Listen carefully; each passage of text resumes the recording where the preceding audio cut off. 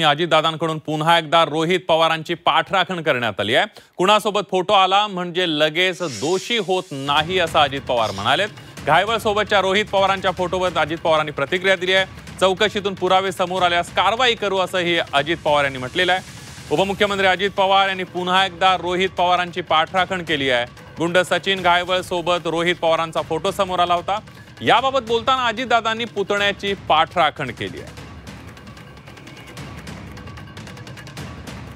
त्याच्यामुळे अलीकडे जे काही मोबाईल आलेले आहेत किंवा मोबाईलच्या द्वारे व्हिडिओ काढले जातात किंवा फोटो काढले जातात किंवा सेल्फी काढल्या जातात वगैरे, हे काढल्या गेलेल्या असल्या तरी एखाद्याच्या बरोबर फोटो असला म्हणजे त्याचा संबंध असतो अशातला भाग नाही। पण जर तो कुणी त्यांचे चौकशी करत असताना कुठं फोन, संभाषण, पुरावे अशा ह्या सगळ्या गोष्टी लक्षात आल्या, निदर्शनास आल्या, तर त्याच्यावर ॲक्शन घेतली पाहिजे।